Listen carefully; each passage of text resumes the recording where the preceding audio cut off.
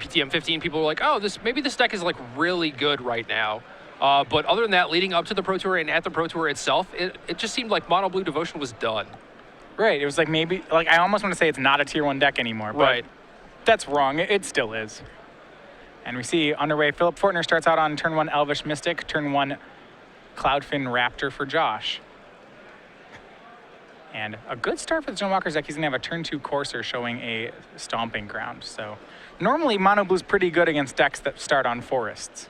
Yeah, that's certainly true. I mean, if Josh had something like a Tidebinder Mage, or I guess in this case even a second land, probably would have been pretty nice. But yeah, Josh kept an aggressive hand.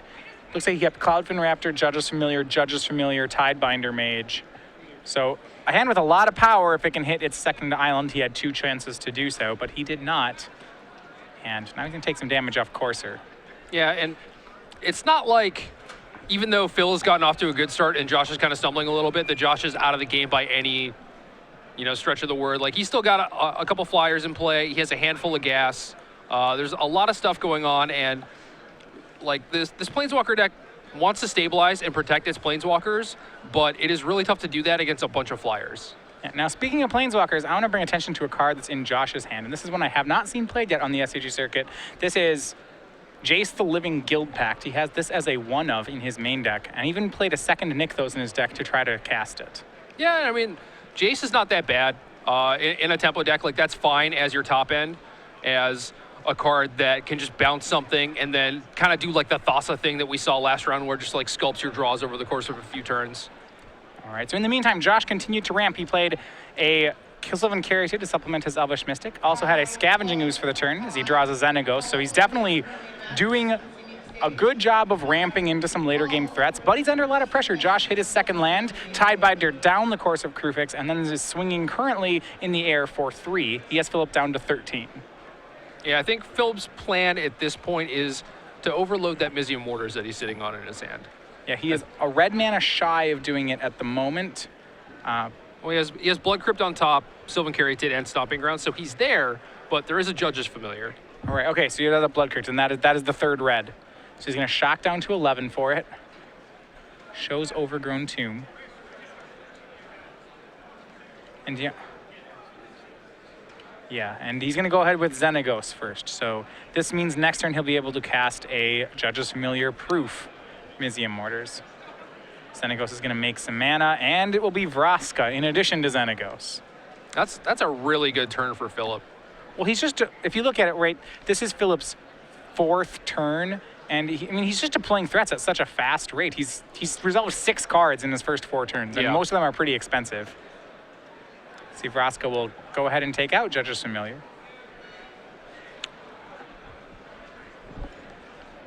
And yeah, it looks like he's been able to get ahead of the mono blue deck. Yeah, I think it was just that one turn was all it took. And now he has Scavenging Ooze with the creature in the graveyard, so he's able to protect his Planeswalkers pretty well and still has the threat of Mizium Mortars looming in case Josh has something to follow it up. And we'll see what Josh can do here. I mean, he doesn't know about the mortars, and he doesn't really have a great defense to it. No, I mean, like, you're so far behind on board. It's not like you can really play around mortars and try not to overextend. At this point, I think you're just like, if they have it, they have it. You know, and there's not a whole lot else you can do. Yeah.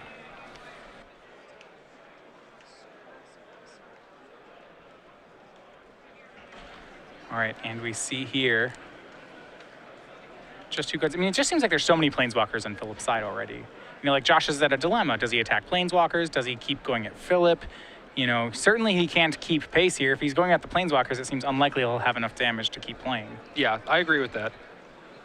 Like, you can do something like go after Vraska, but Vraska's not really going to do anything for another couple turns anyway. You could go after Xenagos, but Xenagos at 3 is the same thing as Xenagos at 1 for what Phillip wants to do, which is just make more satyrs or use it to make mana.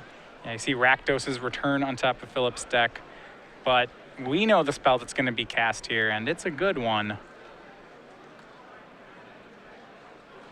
Yeah, I mean, there's certainly some merit to waiting on this mortars, but I can't imagine doing so, right? It seems so hard to lose from a board state.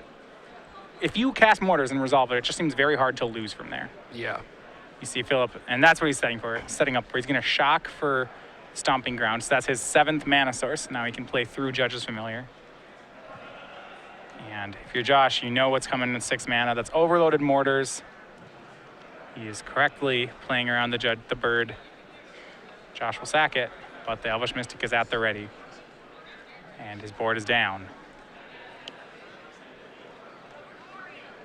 Josh makes a Satyr. He's going to swing in for 5. Or Phillip makes a Satyr. He's going to swing in for 5. Puts Josh down to 13. And with Josh's board clear, Phillip should be able to make short work of the situation. Yeah, I mean, Josh's board is clear. Phillip has a huge board advantage and a Rakdos' return on top, in addition to Xenagos, which is capable of making 5 mana on its own. Phillip will probably just return Josh's entire hand. I mean, it really doesn't matter what line Phillip takes. They all should get him to the same spot. Yeah, I agree with that. So, looking at sideboard here, like, I would have said this was a matchup that was good for mono blue, but game 1 certainly made this not look true. It never seemed, Phillip was off to such a fast start that, yeah, Josh missed a land drop, but even if he hits it, it didn't seem particularly like a good situation for him. Yeah, maybe not. I mean, maybe he could have done something like another Judge's Familiar into a Master of Waves, and then he has the 2 Familiars, which could maybe keep Phillip off Mortars, but really it just means that he has to activate Xenagos to make mana, so yeah. I don't know, like Phillip's draw was just really good this game. So this is, even if it's a good matchup for blue still has a bad matchup against Mizium Mortars, the card. Like ramp plus Mortars is still just excellent against blue. It's good against you. You can still beat it. It's just not super likely. You see Josh is going to fight here, going ahead and doing things like bouncing Xenagos, and he sees another Xenagos on top.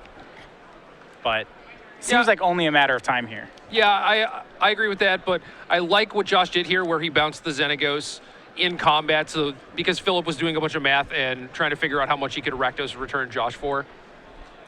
Right, so you think he was going to post-combat do that? Yeah. Now he can't do it. He's going to still cast Rakdos return, and that'll be it for game 1. The players pick up and go to their sideboard.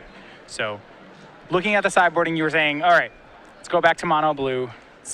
They will board in additional removal if they have it, I would think, like rapid hybridizations, but normally they don't have too much for these kind of matchups. No, I mean, there are things like negates. So Josh's entire sideboard is 1 rapid, 1 Mizium Skin, 1 Cyclonic Rift, another copy of Jace the Living Guild Pack, 2 Dispelled, 2 Negate, 2 Dissolve, 2 Polymorphous Jest, and 3 Gainsay. And I could see things like Mizium Skin to protect an important creature from removal, some negates to counter Planeswalkers and things like Mizium Mortars. I don't think that he's too worried about the creatures in Phillip's deck. I mean, I think he saw enough to make him think that Phillip is just playing the straight Planeswalker version and doesn't have any Pluchronos, so at that point you don't really want the rapid hybridizations. Yeah, so at that point you're just on your game 1 plan. Yeah, so maybe you get a couple counterspells, a few ways to temper the impact that the Jund deck's removal is going to have against your creatures. But other than that, you're not making a lot of changes and just hoping that you have enough to stop Mizium Mortars or just beat them down with flyers. If you guys are just joining us, Matthias Hunt joined here with Jerry Thompson. We're covering the Star City Games Open Series. This week we're in Atlanta, Georgia, but we have our entire list of events online at starcitygames.com, so you can find one near you. There's plenty of reasons to come join us at one of these events, and my favorite reason has been, this is something we've been doing all year, this is the Squirrel Series tokens, if you had a chance to see some of these. Yeah, they're pretty nice. They've been Squirrel, like homages to legacy playables, except all the card types have been replaced by squirrels. Yeah. And the one you're getting right now, this is Squirrel Confidant. You see right there. He's standing next to the big blob thing that also kind of looks like a squirrel. This is Dark Confidant here. Right now, this is available. This is the last one of the year that we did. So we had other ones leading up to it. We had Squirrel Storm, Force of Squirrel, and Acorn Mystic. What is it? This guy's Cuteness at Any Cost. But these go on sale August 29th at noon. They have gone on sale, and they start at the New Jersey Invitational, and you can get 2 of these by playing in any Legacy Open for this series, so all the way up now through December. Yep, I picked up a couple when I was in New Jersey a couple weekends ago, so. Yep, so he is on playmats, deck boxes, dice bags, and the tokens that you get for free. It's pretty sweet. All right, so the blue deck, we talked about that. Let's look at the Jund Walker's deck. A lot of times, Jund colors in general have excellent sideboards, and usually against aggro decks, you see pretty much all flavors of Jund decks just start going all kill spell on people. Yeah. And I would expect to see Phillip do the same thing. Yeah, so I mean, he's got some Rakdos' returns in his main deck, which are probably not very effective. We saw it deal the killing blow in the first game, but I don't think that was really necessary. You know, I don't think that's a card that Phillip really wants in his hand. And then there are some Planeswalkers like Nissa, which are kind of hard to defend against this blue deck. So you have a few cards that are not optimal in this matchup. So yeah, maybe you just replace those with additional removal spells. Yeah, other cards I guess I wanted to look at here. What do you think about a card like Bow of Nylea? I see one of these in Phillip's sideboard. It's slow, and he's playing against an aggro deck, so those are some knocks against it.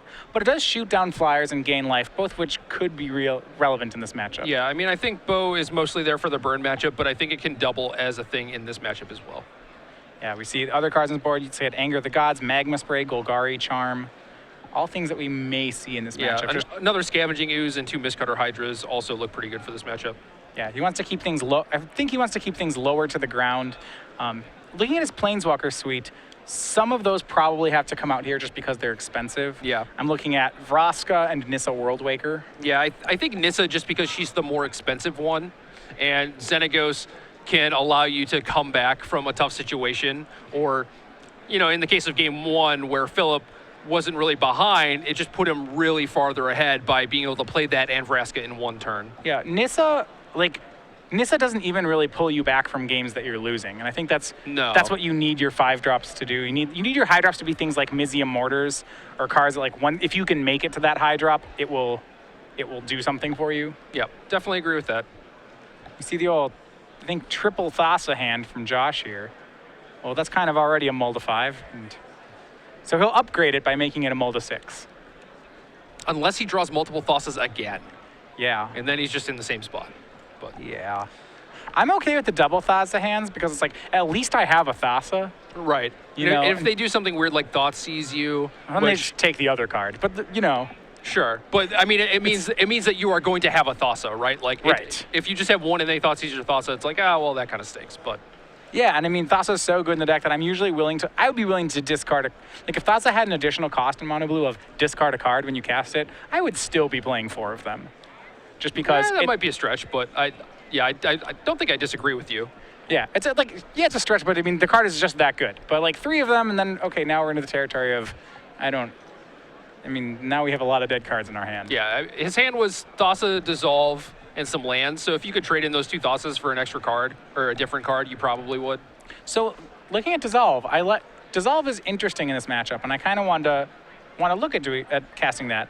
Ideally, the reason you play Dissolve is that your opponent has some ramps into high drop spells. So Dissolve seems pretty good here. Yeah. But there's a danger that you're boarding in a lot of 3-drop spells when you're the aggro deck. Mm-hmm. And I would think Dissolve would only come in after you've boarded in your negates, because all of those high drop spells are non-creatures. Yeah, I think Negate is definitely in there. Dissolve might be in there. The issue is that you want to counter these big spells from the Jund deck, but the Jund deck wants to sideboard out some of those. And there is definitely a real danger in holding open mana for something like Dissolve and having your opponent just use all their mana to play a Mistcutter Hydra and start attacking you. Right, play Mistcutter Hydra, or they might just play a kill, play an Abrupt Decay or something that you similarly can't do much about. All right, with that said, we are underway. We had Josh Cope on the play. He was on a Mullet 6 start with Judge's Familiar and then got Frostburn Weird into play. Phillip does have some acceleration of his own, though, which is pretty important in the matchup. He does have his Elvish Mystic. We'll see if he has the Caryatid to go with it. Can he double ramp? Looks like he does. Night and day for me with these Jund decks. When you get to start on Mystic into Caryatid, these decks feel really good. Yeah, games are completely different. Although, granted, post-board, if Phillip's deck is more about attrition and he has a bunch of removal spells, it might be more important for him to not actually draw too many of these mana accelerators if he doesn't have a lot of that top end stuff. Yeah. Josh's play for the turn was Hall of Triumph. This is a one of that we sometimes see in blue decks. Gives all blue creatures +1/+1, so it's pretty much your whole deck minus the Mutavaults. Swings in for 2. His remaining cards are an island and a negate, so he's going to have to do a lot of damage with these creatures. Yeah, and I like that. I mean, I like Hall's place in the deck.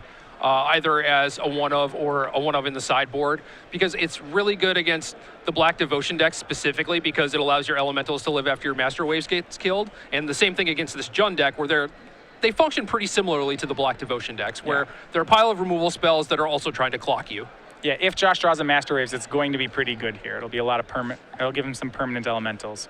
Josh takes his turn to continue developing his mana base with another Temple, and then he goes ahead and Dreadbores the Frostburn Weird, leaving Josh with just a Judge's Familiar. No other plays. Josh swings for 2.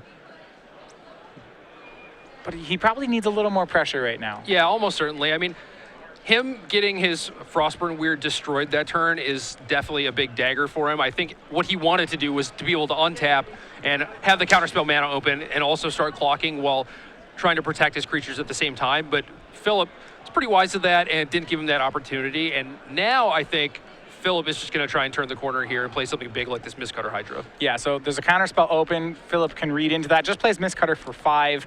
And now Josh is he's just losing the race on board. Yeah, he has a bunch of counterspells, but that's not going to matter. Right. And that's the danger of becoming this super reactive deck and potentially sideboarding out some threats. You just leave yourself open to a removal spell killing your biggest threat. You have like this Judge's Familiar that's hanging around, not really doing a whole lot. But then you play something big like Mistcutter Hydra, and they just can't race you anymore. Yeah. The deck with virtually no answers to Mistcutter Hydra. The only 2 things Mono Blue can do against it are block it with a Mutavault or rapid hybridize their own creature and block it with a Frog Lizard. If it's small enough. Yeah, they can overload Cyclonic Rift at it too. And like that's Sure. that's your interaction with the card Mistcutter Hydra. But that's certainly not a good solution. No, they're all pretty bad, actually. Like all 3 of them are not good. We do see Nissa Worldwaker was tried to cast by Phillip, but it got negated. Josh is going to race back with Judge's Familiar, and a very big draw for him there. He drew a Mutavault, which gives him 1 more turn to work with against this Mistcutter Hydra. Yeah, which is good, but I think what Josh really needed was like a Master of Waves and then the Mutavault, maybe. Yeah, the other order would have been better because his Judge's Familiar by itself is still a lot of turns away from doing anything. Right. You see Mistcutter's going to swing here. Josh opts to take his 5 now and chump later. And Chandra Pyromaster is the play for Phillip. Is that going to get negated? Josh had a second negate. Can he afford to save it for a better spell, or does he have to go after Chandra? Yeah, I don't think you can afford to save it when you're at 4 life, but He's going to try. yeah. I mean, there's a problem right now that, so he's at 3, and next turn we have Elvish Mystic Attack plus Chandra. Now he's down to 1. Like, I mean, I feel like Josh probably needs a Master of Waves to win this game. And if that's the case, then negating the Chandra might not make any sense because he needs to draw Master exactly that turn yeah, to really have any shot. But even then, I think the Chandra still is able to whittle him down before the Master would be able to kill Phil, just because the Master's only for 2. he draws another Mutavault for that turn, so he knocks Phillip down to 7. So Josh is already more or less locked into this Mutavault, chumping a Mistcutter. We'll see what he does. The other one, I guess, can block an Elvish Mystic, which means that Phil only has 1 damage instead of 2 this turn. Yeah, that's true. But then Phillip can use the Chandra to finish off the Mutavault. Exactly. And then that leaves him dead to the Mistcutter the next turn. Yep, pokes away the Mutavault, so Josh goes down to 2 off that Chandra activation. Post-combat, Phil has, it looks like Anger of the Gods. That's not really going to do too, well, actually be fine if it is. It's not going to be too bad. It's going to clear the way, potentially. I don't think you really need that. Yeah, and he was about to go for it and then decided against it. You see Thassa, the draw for Josh. That is just too late. With no way to kill Phillip and no way to block Mistcutter, that's going to be the match. Phillip Fortner, 2-0, takes down Josh Cope and moves up to 6-0. The hat. Phillip's nice trademark hat. You can't beat that thing.